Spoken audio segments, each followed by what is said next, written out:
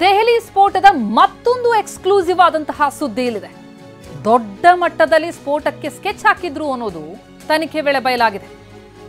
ದೊಡ್ಡ ಮಟ್ಟದ ಸ್ಫೋಟಕ್ಕೆ ಈ ವೈಟ್ ಕಾಲರ್ ಶಂಕಿತ ಉಗ್ರರು, ಟೆರರ್ ಡಾಕ್ಟರ್ಸ್ ಸ್ಕೆಚ್ ಹಾಕಿದ್ರು.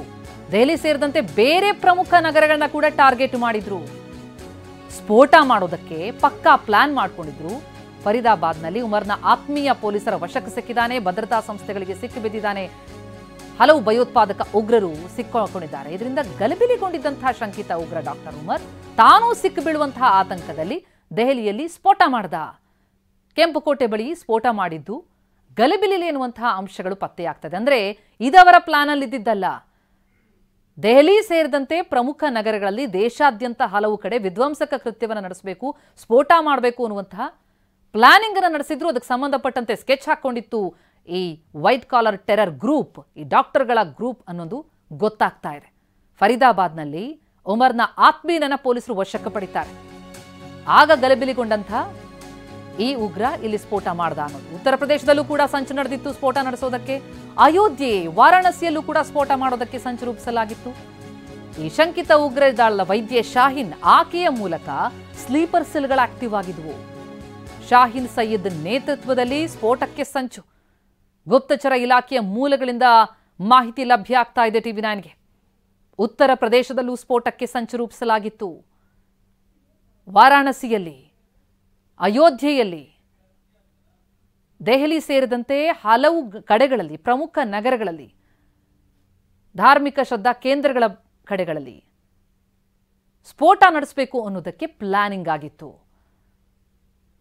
ವೈದ್ಯ ಶಾಹೀನ್ ಮೂಲಕ ಸ್ಲೀಪರ್ ಸೆಲ್ಗಳು ಆಕ್ಟಿವ್ ಆಗಿದ್ವು ಅನ್ನುವಂತಹ ಸ್ಫೋಟಕ ಮಾಹಿತಿ ಲಭ್ಯ ಆಗ್ತಾ ಇದೆ. ಜೊತೆಗೆ ಈ ದೆಹಲಿ ಸ್ಫೋಟಕ್ಕೂ ಮುನ್ನ ಈ ಶಂಕಿತರು ಟರ್ಕಿಗೆ ಭೇಟಿ ಕೊಟ್ಟಿದ್ರು. ಟರ್ಕಿ ದೇಶಕ್ಕೆ ವೈದ್ಯರು ಭೇಟಿ ಕೊಟ್ಟಿದ್ರು. ಡಾಕ್ಟರ್ ಉಮರ್ ಮತ್ತು ಡಾಕ್ಟರ್ ಮುಜಾಮಿಲ್, ಈ ಕಾರ್ ಸ್ಫೋಟಗೊಳಿಸಿದ್ನಲ್ಲ ಡಾಕ್ಟರ್ ಉಮರ್, ಆತ ಮತ್ತು ಡಾಕ್ಟರ್ ಮುಜಾಮಿಲ್ ಇಬ್ರು ಕೂಡ ಭೇಟಿ ಕೊಟ್ಟ ಬಗ್ಗೆ ಮಾಹಿತಿಗಳು ಲಭ್ಯ ಆಗ್ತಾ ಇದೆ. ಇತ್ತೀಚೆಗಷ್ಟೇ ಟರ್ಕಿಗೆ ಭೇಟಿ ಕೊಟ್ಟಿರ್ತಾರೆ. ಅವರ ಪಾಸ್ಪೋರ್ಟ್ ಪರಿಶೀಲನೆ ವೇಳೆ ಇದೆಲ್ಲವೂ ಕೂಡ ಪತ್ತೆಯಾಗಿದೆ. ಟರ್ಕಿ ದೇಶಕ್ಕೆ ಹೋಗಿ ಬಂದಿರೋದು ಕೂಡ ಬಯಲಾಗ್ತಾ ಇದೆ. 2900 ಕೆಜಿಗೂ ಅಧಿಕ ಸ್ಫೋಟಕಗಳು ಪತ್ತೆಯಾಗ್ತಾ ಇದ್ದಂತೆ ಗಲಿಬಿಲಿಗೊಂಡಂತಹ ಈ ಶಂಕಿತ ಉಗ್ರ ಡಾಕ್ಟರ್ ಉಮರ್ ಸ್ಫೋಟಗೊಳಿಸಿದ. ಈಗ ಆತನ ಹಿನ್ನೆಲೆಯನ್ನು ಗಮನಿಸ್ತಾ ಹೋದಾಗ ಸಾಕಷ್ಟು ಹೊಸ ವಿಚಾರಗಳು ಬಯಲಿಗೆ ಬರ್ತಾ ಇದೆ. ಈ ಬಗ್ಗೆ ಡೀಟೇಲ್ಸ್ ನೀಡ್ತಾ ಹೋಗ್ತಾರೆ ನಮ್ಮ ಪ್ರತಿನಿಧಿ ಹರೀಶ್ ಈಗ ಸಂಪರ್ಕದಲ್ಲಿದ್ದಾರೆ. ಹರೀಶ್, ದೆಹಲಿ ಸ್ಫೋಟಕ್ಕೆ ಸಂಬಂಧಪಟ್ಟಂತೆ ತನಿಖೆಗೆ ಇಳಿದಾಗ ಇದು ದೇಶಾದ್ಯಂತ ವಿಧ್ವಂಸಕ ಕೃತ್ಯ ನಡೆಸೋದಕ್ಕೆ ಪ್ಲಾನಿಂಗ್ ಆದದ್ದು, ಬಹಳ ದೊಡ್ಡ ಮಟ್ಟದಲ್ಲಿ ಸ್ಫೋಟ ಮಾಡಬೇಕು ಅನ್ನುವಂಥ ಸ್ಕೆಚ್ ಹಾಕಿತ್ತು ಈ ವೈಟ್ ಕಾಲರ್ ಟೆರರಿಸ್ಟ್ ಗುಂಪು ಅನ್ನೋದು ಪತ್ತೆಯಾಗ್ತಾ ಇದೆ. ತನಿಖೆ ವೇಳೆ ಬಯಲಾದಂತಹ ಈ ಎಕ್ಸ್ಕ್ಲೂಸಿವ್ ಮಾಹಿತಿ ಬಗ್ಗೆ ಇನ್ನಷ್ಟು ಡೀಟೇಲ್ಸ್ ಕೊಡೋದಾದ್ರೆ.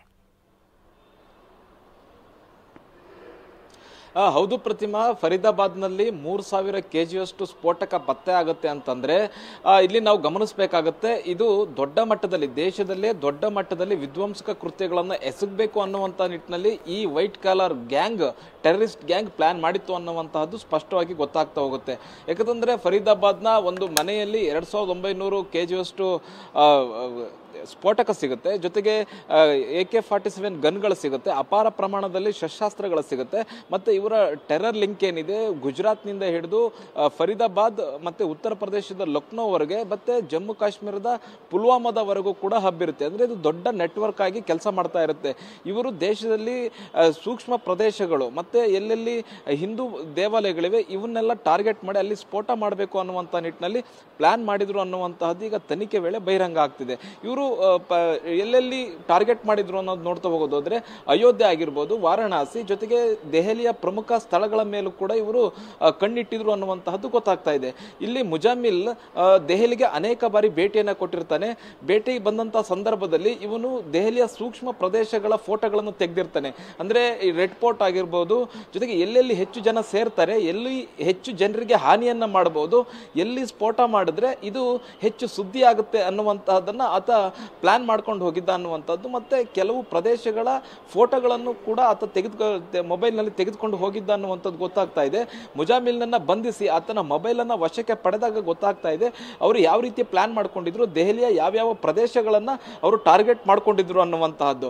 ಇನ್ನು ಈ ಮಹಿಳಾ ಉಗ್ರವಾದಿ, ಶಂಕಿತ ಉಗ್ರವಾದಿ ಏನಿದ್ದಾಳೆ, ಇವಳನ್ನು ಕೂಡ ವಿಚಾರಣೆ ಮಾಡುವಂತ ಸಂದರ್ಭದಲ್ಲಿ ಅನೇಕ ಸ್ಫೋಟಕ ವಿಚಾರಗಳು ಕೂಡ ಬಹಿರಂಗ ಆಗ್ತಾ ಇದೆ. ಈಕೆ ಮನೆಯ ಮೇಲೂ ಕೂಡ ದಾಳಿ ಮಾಡಲಾಗಿದೆ. ಜೊತೆಗೆ ಈಕೆ ಓದಿದಂತಹ ಕಾಲೇಜಿನ ಮೇಲೂ ಮತ್ತೆ ಅಲ್ ಫಲಾಹ ವಿವಿ ಎಲ್ಲೂ ಕೂಡ ಶೋಧನೆಯನ್ನ ಮಾಡಿದಂತ ಸಂದರ್ಭದಲ್ಲಿ ಇವಳ ಹಿನ್ನೆಲೆ ಭಯಾನಕ ಆಗಿರತಕ್ಕಂಥ ಜೈಷ್ ಎ ಮೊಹಮ್ಮದ್ ಸಂಘಟನೆಯ ಮಹಿಳಾ ವಿಭಾಗದ ಮುಖ್ಯಸ್ಥೆಯಾಗಿ ಭಾರತದಲ್ಲಿ ಕೆಲಸವನ್ನ ಮಾಡಬೇಕು, ನೇಮಕಾತಿ ಮತ್ತು ತರಬೇತಿಯನ್ನು ಕೊಡಬೇಕು, ದೊಡ್ಡ ದೊಡ್ಡ ವಿಧ್ವಂಸಕ ಕೃತ್ಯಗಳನ್ನ ಎಸಗಬೇಕು ಅನ್ನುವ ಒಂದು ನಿಟ್ಟಿನಲ್ಲಿ ಈಕೆ ಪ್ಲಾನ್ ಮಾಡ್ಕೊಂಡಿದ್ಲು ಅನ್ನುವಂಥದ್ದು ಕೂಡ ಗೊತ್ತಾಗ್ತಾ ಇದೆ. ಅಂದ್ರೆ ಇದೊಂದು ದೊಡ್ಡ ಜಾಲ, ಇಡೀ ದೇಶದಲ್ಲಿಯೇ ದೊಡ್ಡ ದೊಡ್ಡ ವಿಧ್ವಂಸಕ ಕೃತ್ಯಗಳಲ್ಲಿ ಭಾಗಿಯಾಗಬೇಕು ಅನ್ನುವಂತಹದ್ದು. ಇವರ ಮೂಲ ಸಿಕ್ಕಿದ್ದಂತಹದ್ದು ಪುಲ್ವಾಮಾದ ಶ್ರೀನಗರದಿಂದ ಅತಿ ಕಡಿಮೆ ದೂರದಲ್ಲಿ ಇರತಕ್ಕಂತಹ ಒಂದು ಗ್ರಾಮದಲ್ಲಿ ಪೋಸ್ಟರ್ಗಳು ಕಾಣಿಸ್ಕೊಳ್ತವೆ, ಗೋಡೆ ಬರಹಗಳು ಕಾಣಿಸ್ಕೊಳ್ತವೆ 1 ತಿಂಗಳ ಹಿಂದೆ. ಇದು ಸಾಮಾನ್ಯ ಪೋಸ್ಟರ್ಗಳ ಅಂತ ಅನ್ನಿಸ್ಕೊಂಡ್ರು ಕೂಡ ಪೊಲೀಸರು ವಿಶೇಷವಾದಂತಹ ತನಿಖೆಗಿಳಿತಾರೆ. ಅಂದ್ರೆ ಈ ಬಗ್ಗೆ ಇನ್ನಷ್ಟು ಡೀಟೇಲ್ಸ್ ನಿಮ್ಮಿಂದ ಪಡ್ಕೊಳ್ತಾ ಹೋಗ್ತೀನಿ. ಹರೀಶ್, ಸಂಪರ್ಕದಲ್ಲಿರಿ.